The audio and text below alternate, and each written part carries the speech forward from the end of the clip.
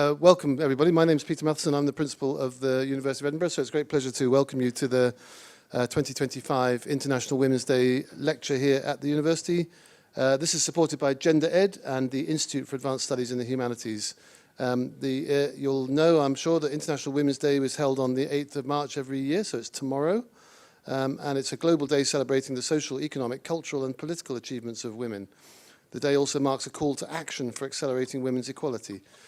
International Women's Day is well over a century old, started in 1911, supported by more than 1 million people, and today belongs to all groups collectively everywhere.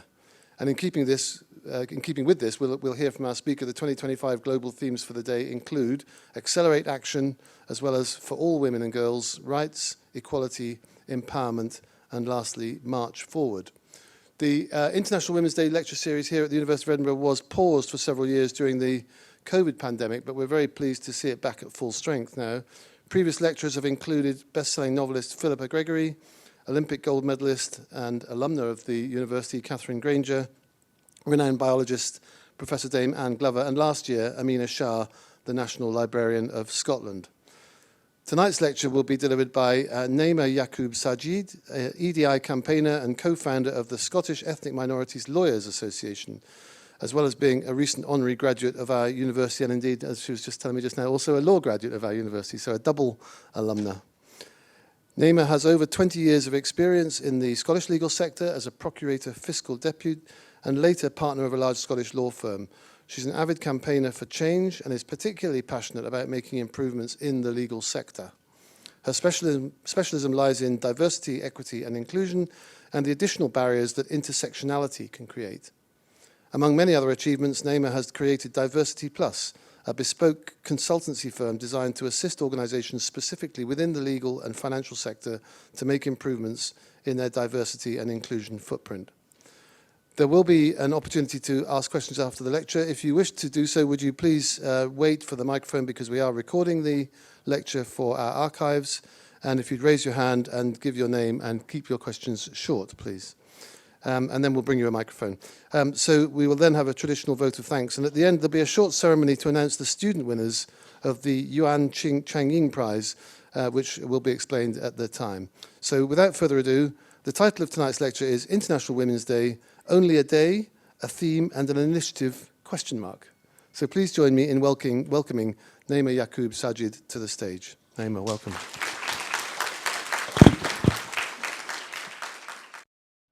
I must remember to put my mic on.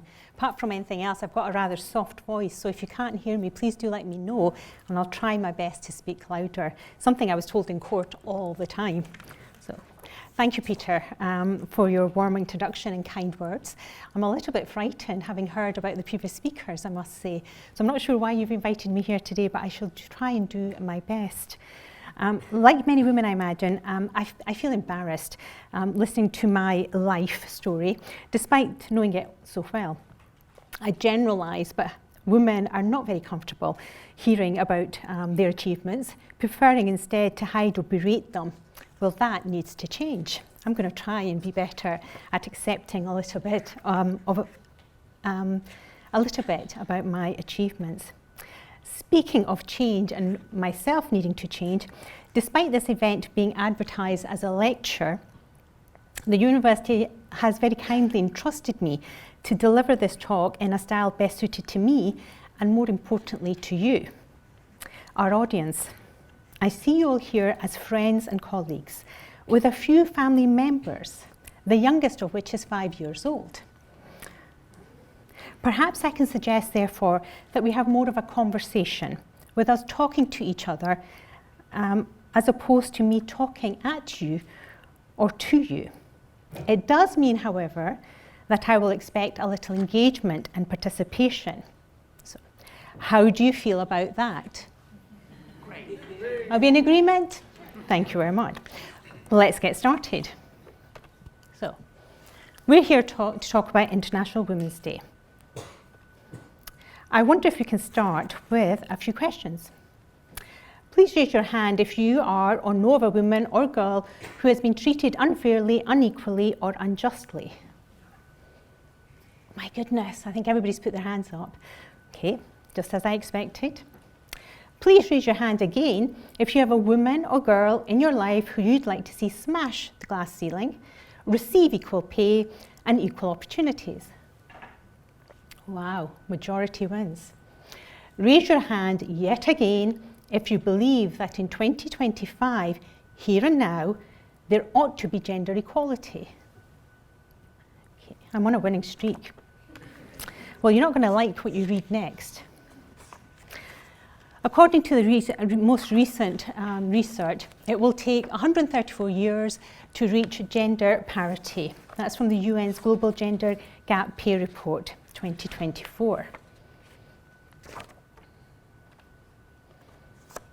I reckon we can do better. That's going to be a bit of a theme, my theme, in today's talk or conversation. This evening together we will explore the purpose of International Women's Day, the themes, why we must keep pushing for change, with a little bit of facts and figures in two particular areas that I focus on, the legal and financial sector. To begin with, what is International Women's Day? Peter very kindly gave us a brief summary. Let's go in for a deeper dive. International Women's Day. International Women's Day is a global event, a day to celebrate the social, economic, cultural achievements of women. It also marks a call to action for accelerating women's equality. Note, call to action. International Women's Day was officially recognised by the UN in 1977. It's not that long ago. At that point, the General Assembly adopted a resolution proclaiming a United Nations Day for women's rights and international peace. I like the fact that we're well connected with peace. However, it's widely accepted that the concept itself came much earlier, most likely from the activities of female labour movements back in 1848, well before 1977. Since those early days, International Women's Day has grown and now symbolises a global celebration of women's achievements in both developed and developing countries alike.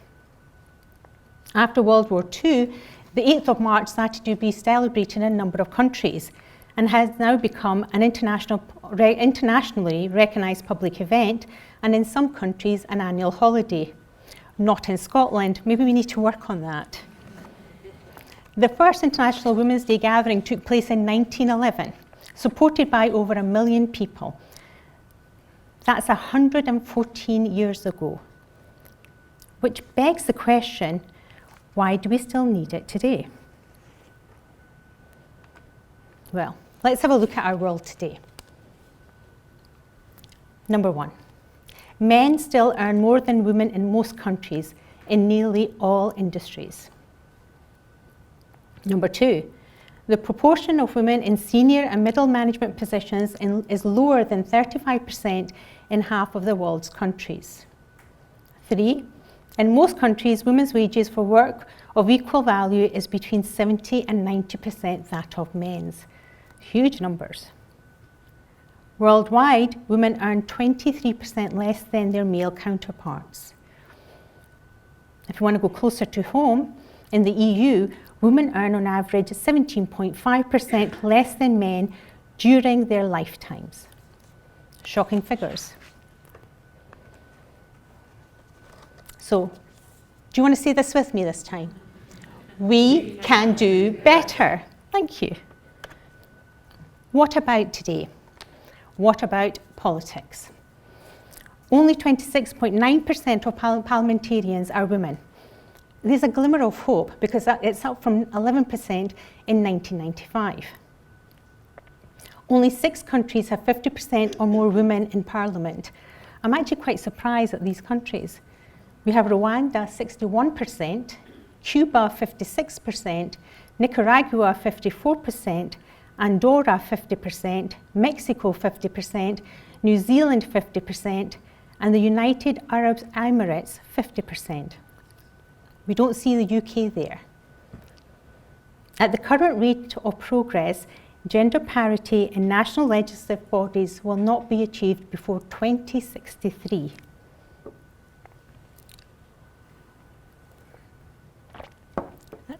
2063.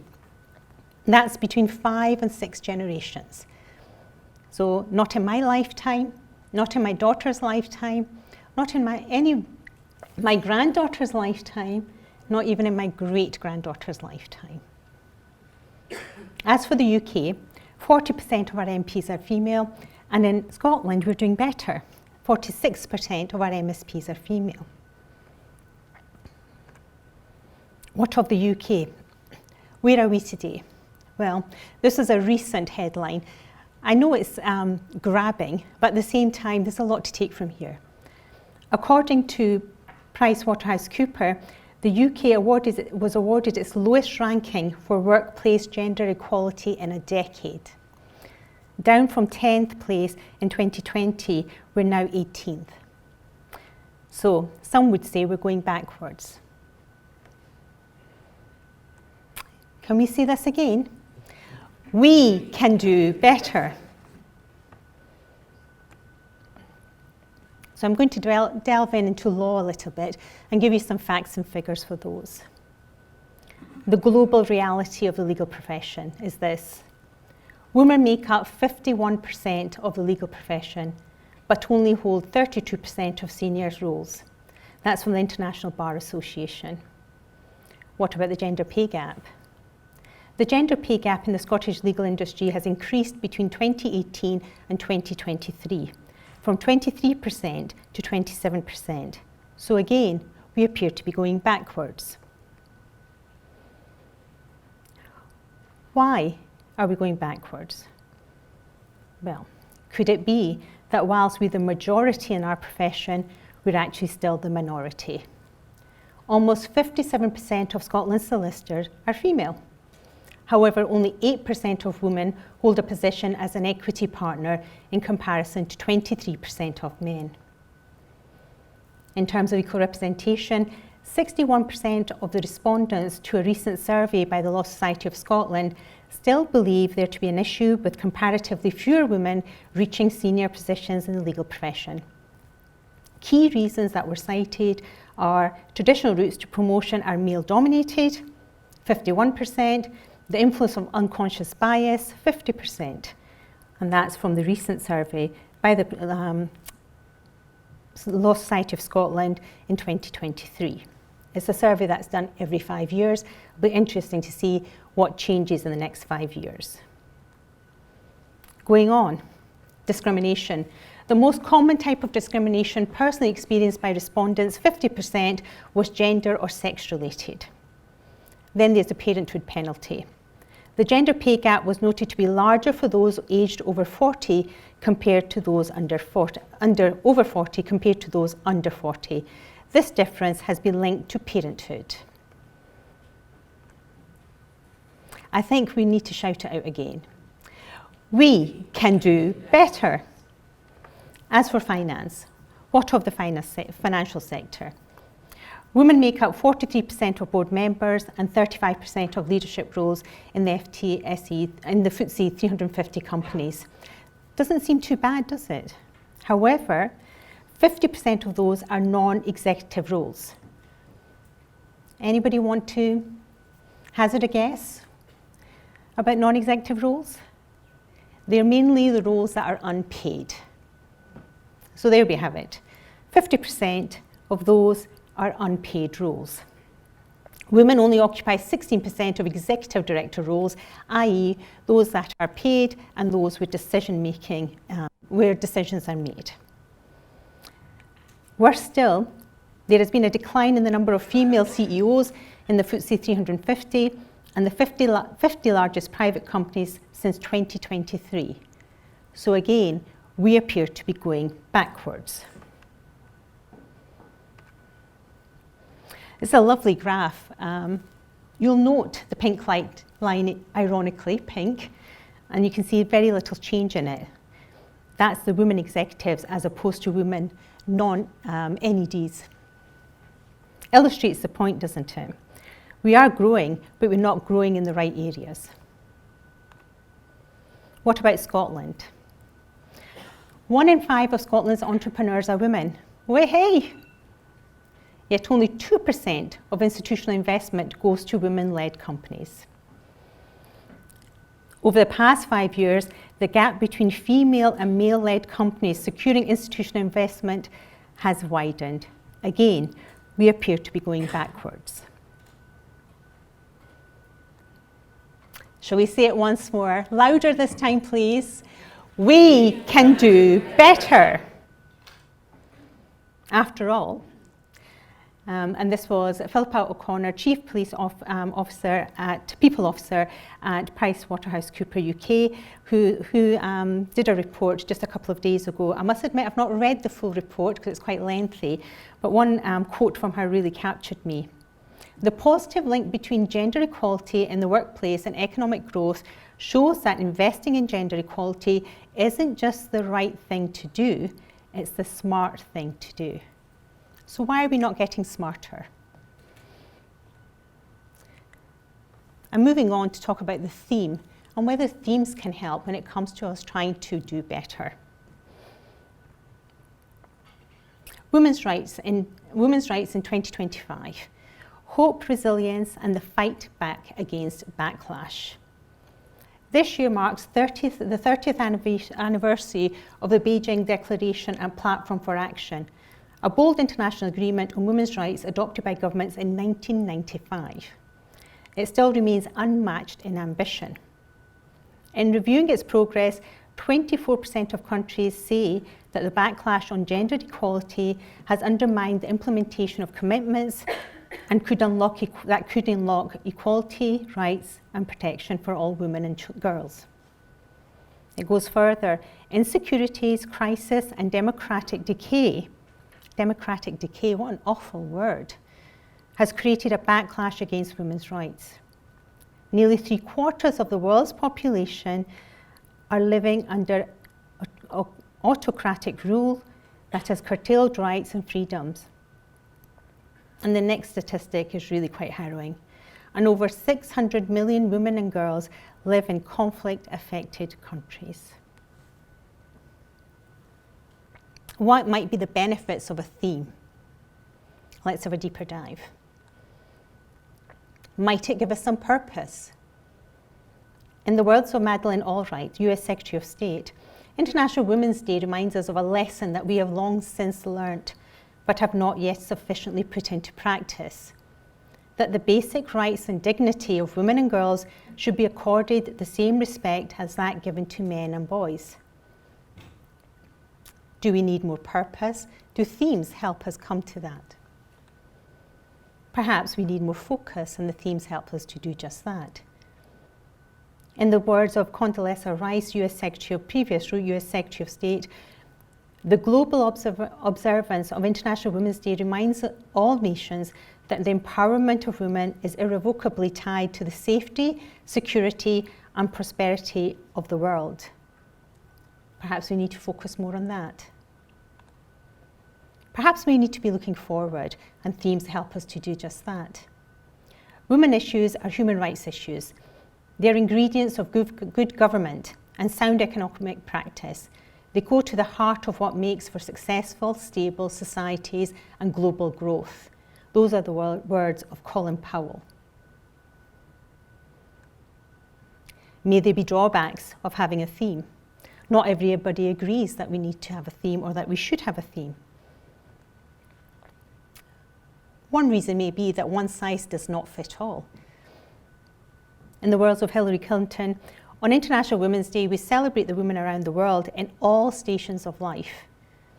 And most importantly, we recommit to finishing the unfinished work that remains and ensuring that women and girls are treated as the full and equal human beings they are. Perhaps as a drawback that we're doing it for one day, for 1 year. It's a criticism that is quite often levelled for awareness days. In the words of Indra Nooyi, former CEO of PepsiCo, International Women's Day cannot be another note on the calendar that drifts by, forgotten again tomorrow until next year, March the 8th. It must be a date to stop and assess. Are we making real progress? Or are we failing women and our country and society too?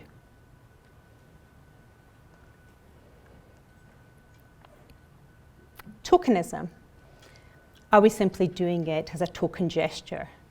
What is our intent behind it? Today, as we celebrate, or tomorrow, being the 8th of March, as we celebrate the many accomplishments of women and girls who are building a fairer, stronger, and more inclusive future, we cannot forget that there is more to be done. So certainly, if it's seen as a tokenism, we're getting it wrong. What of this year's themes? There's been multiple themes, and in recent years, there's been criticism for that too. Accelerate action. Accelerate action is focusing on the need to accelerate action, emphasises the importance of taking swift and decisive steps to achieve gender equality.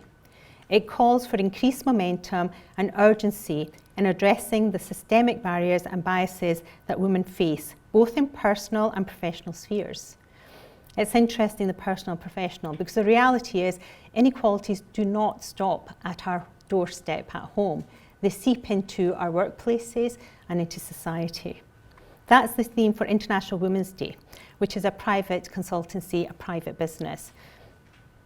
We then have the theme for UN Women, which is for all women and girls, rights, equality and empowerment. It's a call for action that can unlock equal power, equal rights, power and opportunities for all, and a feminist future where no one is left behind. Thirdly, the theme March Forward, which is from UN Women Australia. It's time to turn promises into progress. March forward for a gender equal future. The world cannot afford a step back. Well, that seems to be the case, doesn't it? What of past themes? The first theme, adopted by UN in 1996, was celebrating the past, planning for the future. In 2000, it was Women Uniting for Peace. By 2010, it was equal rights, equal opportunities, progress for all. In 2020, I Am Generation Equality, realising women's rights. This was designed to align with UN Women's new multi-generational campaign, Generation Equality, and mark the 25th anniversary of the Beijing Declaration and Platform for Action. What about 2025 and beyond? Do we need multiple themes? Do they have the same goals, i.e. advancing gender equality? Do they have different approaches? Are we for or against? I'm going to leave you with those thoughts. I wonder if anybody can guess my theme. You're going to have to shout it out loud. Let's do better. Why? Because everybody has women and girls in their lives for who they want to do better. What might your theme be? Perhaps you'll tell us that in the next question and answer session. That's it from me. Thank you very much for listening, and I hope you'll go away with a few insights and thoughts that you can think about tomorrow on International Women's Day.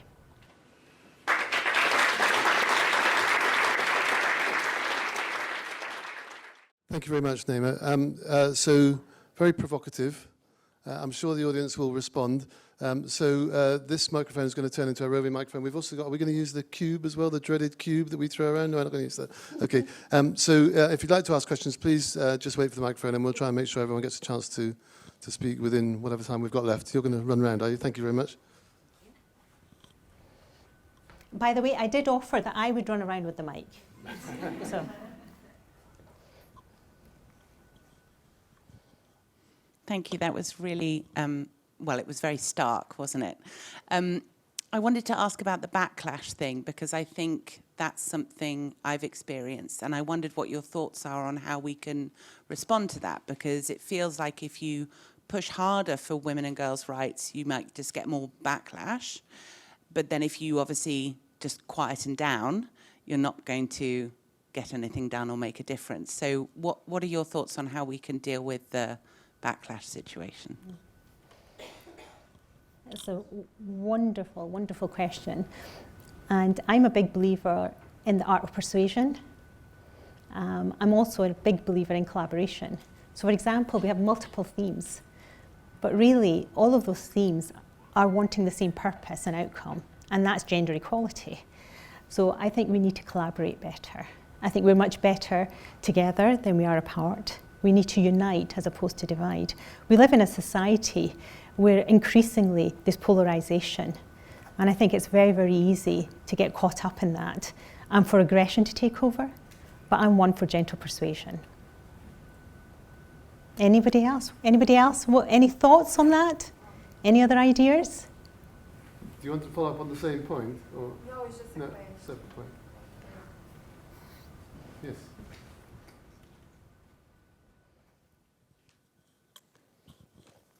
Yeah, thank you for your words, Naeema. It was really insightful. I just wondered, kind of drawing on this and what you just said about gentle persuasion. So I think you said the first International Women's Day was like in 1977. Yeah. So it's been quite a while since we've been having these days, and I wonder if actually it has become a token thing, and this gentle persuasion isn't really working. And then, you know, you did go through all of the inequalities that we're still facing. Yeah, so I wondered if you had any more thoughts about that, if there's, you know, somehow we can push it a bit further than gentle persuasion, because it kind of doesn't seem like it's quite enough after 50, 60 years of it. I think pushing it forward really has to start from us as individuals. Because like I said earlier, the inequalities aren't just in our workplaces, they're also in our homes. So a lot of the time we need to learn to share better all of the responsibilities that are so often put at the feet of women. I come from a culture where the expectations for women are very much, you know, wife, mother, sister, daughter, and the career comes at the very end. I think that can prove to be very, very difficult. So it's encouraging to see the younger generation actually taking more proactive roles at home, i.e. both men and women. But we can do better in terms of legislation. For example, shared parental leave, you know, enhanced parental leave, things like that we really, really need to be better at doing. And we have the powers, you know, we can legislate on that to make sure. Look at the Scandinavian countries. Look at the countries where there is equality when it comes to childcare, for example. And it's not only childcare that keeps us back. I remember I was speaking earlier this week at the relaunch of Women in Law Scotland, and I was asked the question, have you ever felt that you've had to work harder as a woman? And I rephrased that question. I think it's not so much a feeling as an expectation that we will work harder. An expectation, firstly, and this is me, my own expectation, that when I go home, I'll be the one that picks up all the pieces at home. An expectation in the workplace that you will not only do your role, but you'll do it over and above what is needed of you. Then the expectation of society, you know, this whole thing, this mum guilt, that if you're not the best at everything, perfect at everything, making costumes for International Book Day, you know, or the occasional pumpkin for Halloween, and I have made a pumpkin costume. My daughter's here, she remembers it so well. I stayed up, I think, till midnight to be able to make a costume for her for Halloween, whilst also working, you know. And you just think to yourself, why? You know, who is setting these expectations? Well, they've been set for so long by us, for us. We need to start perhaps having expectations of our own in terms of sharing more, both at home and at work. Learning to say no. I'm terrible for that. Anybody else really terrible at saying no? I mean, I'm gonna, yeah. I just don't seem to understand that concept at all. I'm learning. So I think changing expectations. Anybody got any thoughts on that question? It's a wonderful question. I like the fact there's some challenging questions here. Hi, thank you. Sorry, I arrived a bit late, but I think enough to kind of have a good feel of the presentation. Was very good, thank you. Just reflecting on what you just said, two thoughts here. One is, when are we going to change from gender equality to gender inclusion, or at very least gender equity?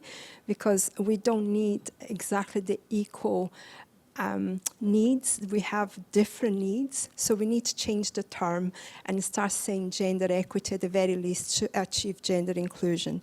Second, I absolutely agree with you in terms of shared responsibilities, but there is a much deeper change of culture that we need. I was actually giving a talk today on gender equality because that was the topic, but we talk so much in these campaigns on just what's happening with women, but we need to share as well what's happening with men. Highest incidence of suicide in men, all the pressure that they get.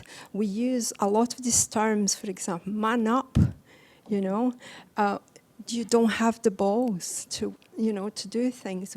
Sorry the word up, by the way, I'm so sorry. I shouldn't have used, I should have said something else. But there are certain terms that really kind of bring this pressure of masculinity, that boys should not cry. We should stop saying these things right from the beginning, that boys, of course boys can cry, boys have emotions, isn't it? And yeah, on the other side, culturally, when you see in organizations, there were about so many of the men, the under 50 grand, the ones earning under 50 grand, they would decline the request for flexible working. And the flexible working comes because of their understanding of the needs at home, and they want to share these parental responsibilities, and yet they are declining this request. It gets a little bit better. It's 49% accepted for the ones earning above 50 grand.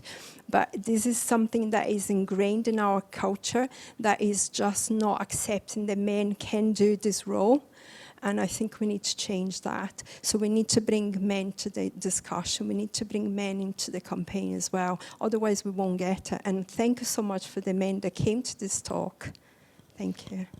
Right. Can we firstly have a round of applause? I wish I'd come to your talk. I needed to be there. You've put it so well. You started off your question about why is it that we talk about gender equality and not gender inclusion. Absolutely, 100%. We shouldn't be leaving anybody behind.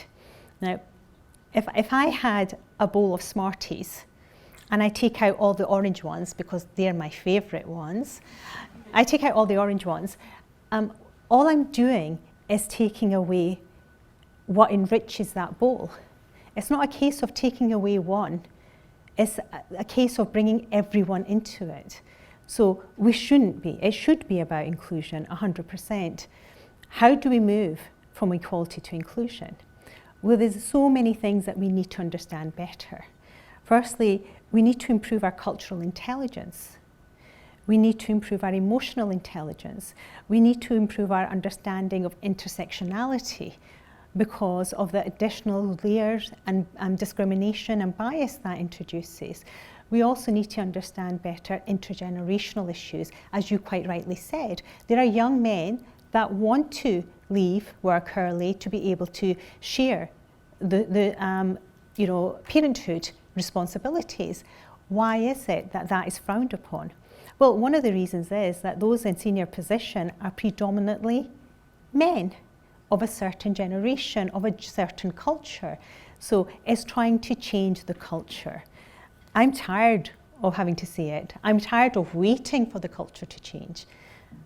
But I'm doing my little bit. And I'm hopeful that if we continue doing our little bit, especially with what I see for the future talent, because the future talent, the generations that are coming behind us, they have a very different work ethic to us. They're not thinking about a career for life, let alone one workplace for life. So the reality is workplaces will have to change if they actually want talent to firstly come in the door and then to stay there. So that's going to be the interesting shift is going to come from all of us, because we're going to say, well, actually, our lives matter as well as our work. Those are my thoughts. Very good. Yes.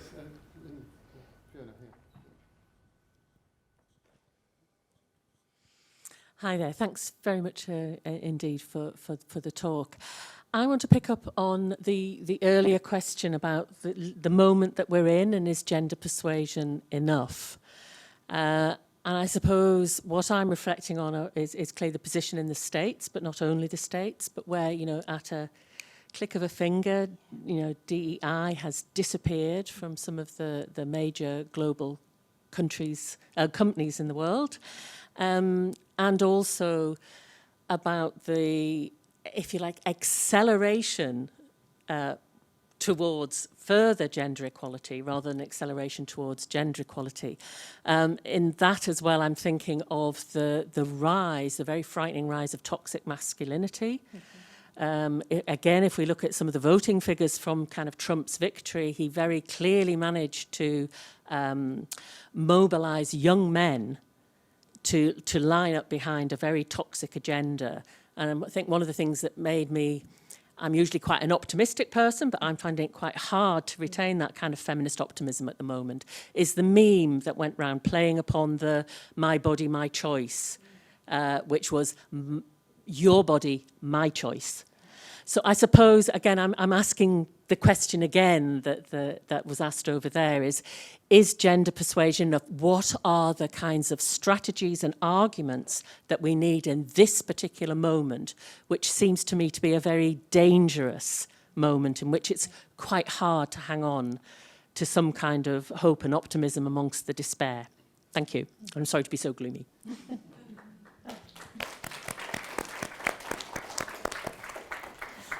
Can we do a quick poll of the room? How many other people feel quite despaired? Okay. How many people have stopped listening to the news, reading the news, or at least limiting it? Yeah. Well, to a certain degree, that's the effect they're having, isn't it? They're winning because they're controlling the media, they're controlling the narrative, they're controlling the rhetoric.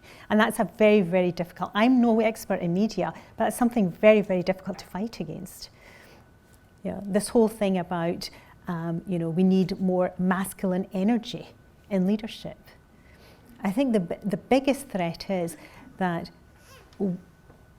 the threat to the economy and to business, because at the end of the day, what is it that really matters to them? And I mean those men that perhaps feel that their power has been taken away from them. The two things that matter is power and wealth. And there are so many studies, so much research done to show that where you have diversity and inclusion, you perform better on every level. The biggest threat that they have is that if they strip away diversity and inclusion, where are they going to get the innovation and creativity from? So it'd be interesting to see how many of them really take away their diverse talent. Will it all be a lot of hype? Or will we take away their diverse talent? And if so, what will the effect on their businesses be? So I wish I had a straightforward answer. One of my answers is I try so hard not to read too much, especially on X. I mean, it's just so toxic. I've stopped engaging in it because I find it so disturbing. So I don't have a clear-cut answer apart from the fact we need to keep pushing forward. For example, the change in culture. You see the statistics. Women will apply for a role only if they feel they're 100% qualified for it. Whereas men, if they're 60% qualified, they'll say, yep, that's the role for me, I'll go for it. How do we build up confidence? How do we make sure that women are putting themselves forward, particularly when we fight against all this negative rhetoric? It's very, very difficult. I know over the last few months, these roles that I've looked at and thought, I'm sure I can't do that. And a lot of it is because of all the negativity that's around. So for the sake of our, the younger generation, the girls that are to follow, we have to keep pushing forward in any which way we can. That's not really an answer, it's only my thoughts. Anybody else got a straightforward, simple solution? I'd love to hear from you. And in fact, I'll write a report with you I'll do the research and we can do it together, because I'd love to have one solution. I mean, the solution is for some of the men, you know. I'm not saying, I mean, we're lucky, we're actually quite fortunate here, because can we have a quick hands up for the men in the room? So we've got 1, 2, 3, 4, 5, 6, 7, 8. We're doing pretty well. I was at an event on Tuesday, the relaunch of Women in Law Scotland, and out of 100 people, we had one man. So this is quite a good turnout. I'm quite pleased. Any other questions? Observations? Yes,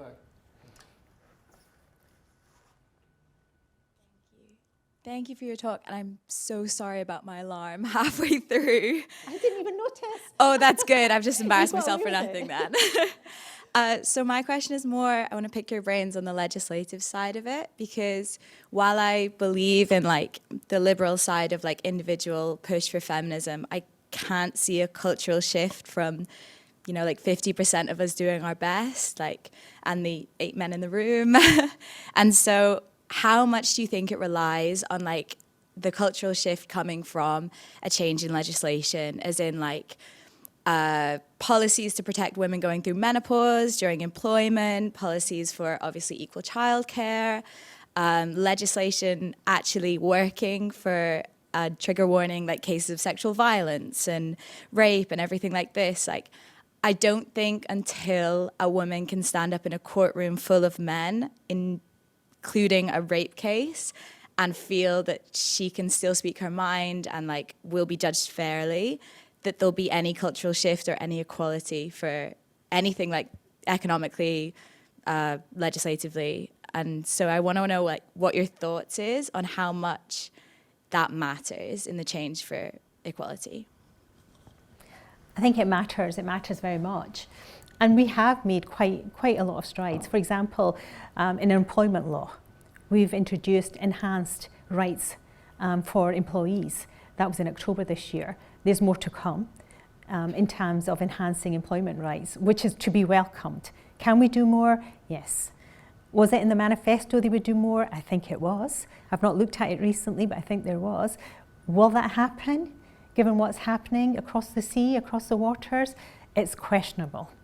In terms of what you were saying about rape cases and criminal justice system, well, in Scotland, we have recently done a review about sexual offences and how best to take, for example, evidence from the victims of sexual offences, how it is that we can change that. Earlier, you know, we tried to abolish the rule of corroboration, and that's one of the fundamental problems with sexual offence cases. Is it very much comes down to she said, he said, what happened between two people.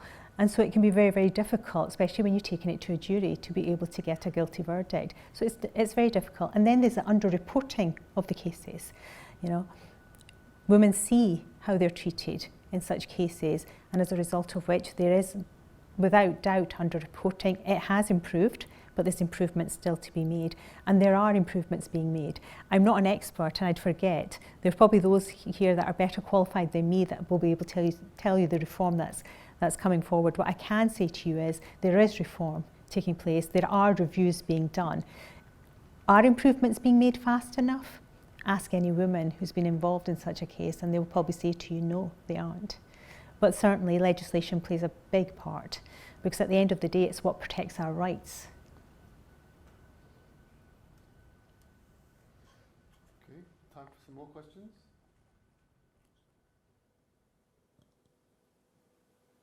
Or answers? I was just waiting if anyone wanted, because obviously I have asked already before. It's just another thought as well on the legislation itself, the Equality Act. Your thoughts?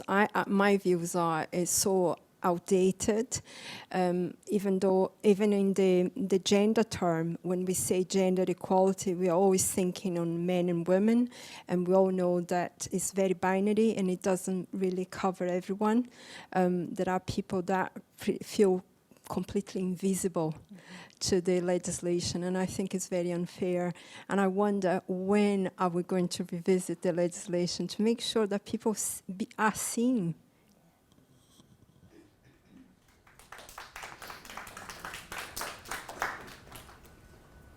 I think you make a very important point, because there's been so many revisals to the Equality Act of 2010, is that right? Have I got the date right?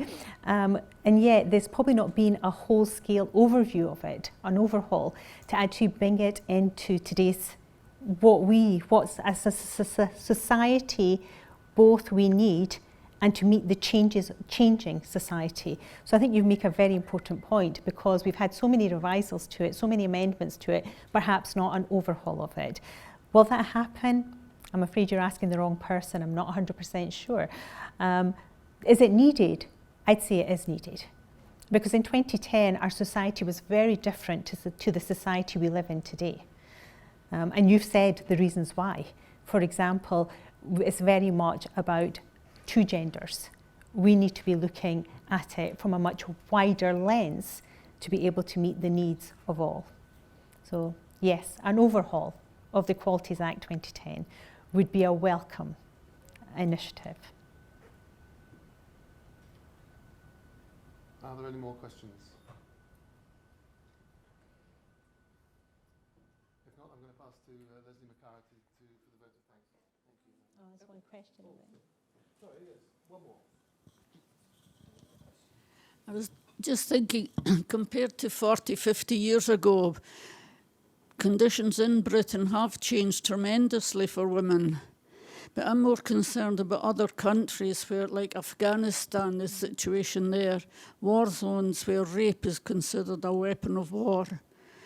Places in Africa where young girls are still having their clitoris cut. And I don't know what we can do about that, but I don't want Britain to become complacent, but the situations in other countries are so much worse. I think you're absolutely right, and it's always important to keep an eye on the international stage. Particularly, apart from anything else, we've seen very recently how quickly rights that you may have can also be taken away. For example, the abortion rights in America and what's happened there. As for other countries such as Afghanistan, I mean, as a practicing Muslim myself, it worries me about the fact that, as you described, there is so much oppression of women in these countries. Of course, we have a bit of a part to play ourselves without getting too political about it all. It's how when we interfere in these countries, we're there to try and help. And there's a question mark to that about the help we've offered and what we've left behind. So I'm going to try not to get too political about it. But I think you're absolutely right that the international stage is something we should all have a keen eye on and something we should be concerned about, because rights are very hard fought for and can very easily be lost.